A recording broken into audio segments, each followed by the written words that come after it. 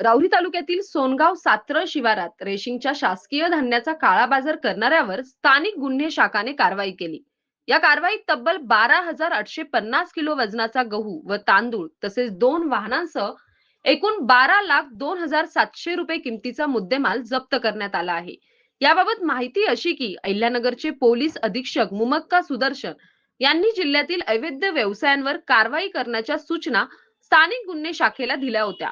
त्यानुसार दिनांक 19 जून रोजी रात्री स्थानिक गुन्हे शाखेचे पोलीस निरीक्षक संतोष मुटकुळे यांना राहुरी तालुक्यातील सोनगाव सात्रळ गावाच्या शिवारात आसिर सादिक तांबोळी वय 26 वर्ष राहणार सोनगाव सात्रळ याने रेशींगचा गहू व तांदूळ विक्रीसाठी साठवून ठेवल्याची गोपनीय माहिती मिळाली.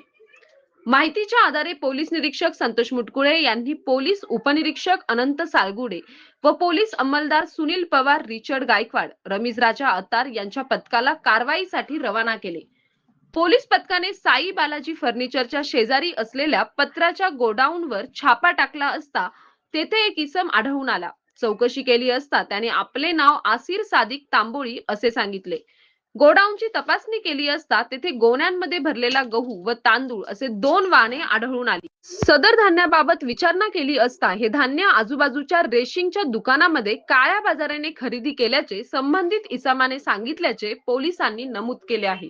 या कारवाईत पोलिसांनी 2,09,700 रुपये किमतीच्या 6,990 किलो वजनाच्या गव्हाच्या 121 गोण्या, 2,93,000 रुपये किमतीच्या 5,860 किलो वजनाच्या तांदळाच्या 117 गोण्या तसेच 7 लाख रुपये किमतीचे 2 वाहने असा एकूण 12,02,700 रुपयांचा मुद्देमाल जप्त केला.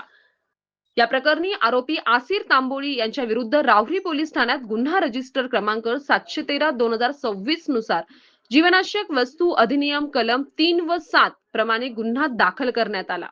पुढील तपास राहुरी पोलीस ठाणे करत आहे. सदरची कारवाई जिल्हा पोलीस अधीक्षक मुमक्का सुदर्शन यांच्या मार्गदर्शनाखाली स्थानिक गुन्हे शाखेच्या पथकाने केली. सतीश फुलसौंदरसह राजेंद्र म्हसे, MS न्यूज 15 राहुरी. अशाच नवनवीन बातम्या पाहण्यासाठी चॅनलला सबस्क्राईब करा.